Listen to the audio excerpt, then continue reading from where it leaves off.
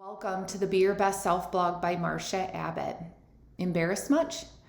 Being embarrassed, it's one of the worst feelings that exist, that sinking feeling in your stomach, the red that slowly creeps up onto your face, and that natural instinct to want to run and hide so you don't have to face what just happened. Frankly, all I can say when it comes to embarrassment is this: it sucks, with a capital S.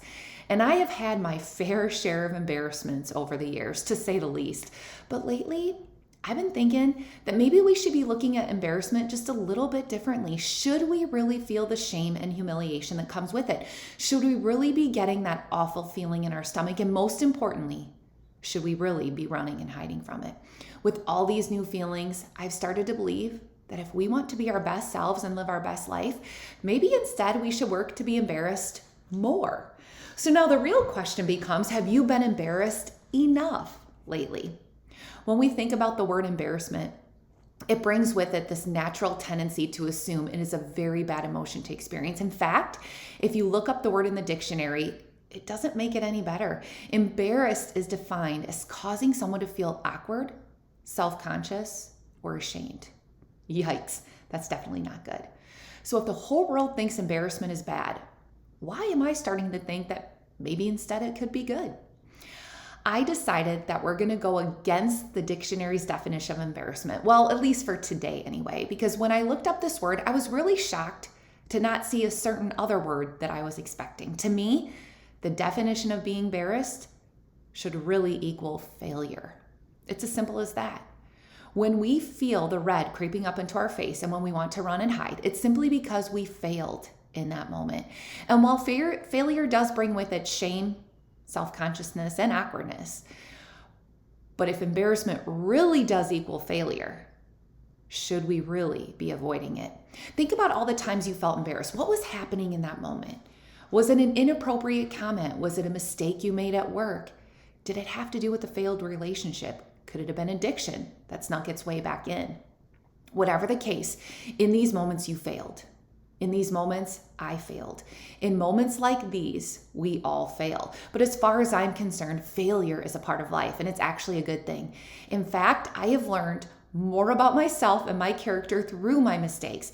These are the times that stick out in my mind the most, reminding me to do better and to be better. It's the secret that failure brings to all of us. Without failure, we would never question how to be a better human. We would never take risks. We would never look back and say, what if?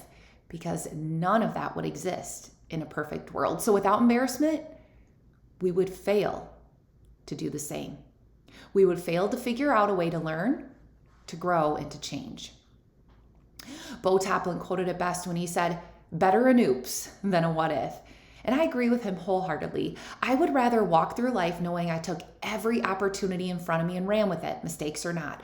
I would rather look back and know that I did the very best I could, even if I failed. I would rather live with no regrets, embarrassment at all.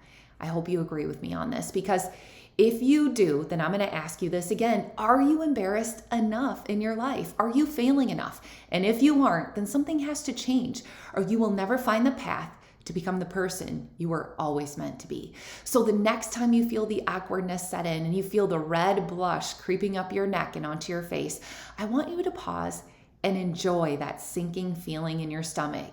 Instead of hating it, instead of thinking that it sucks with a capital S, it should instead be a reminder that you're taking chances. It should validate that you are in fact living life. It should prove that you're working hard to be the best version of yourself that you can be.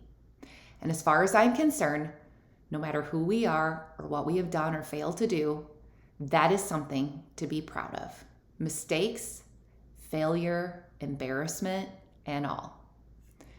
For those of you struggling with something in life, or if you have a topic of interest that you want me to talk about in this blog, email me at beyourbestselfblog@gmail.com. Let's work together to be our very best selves. Below on the subscribe button for my weekly updates.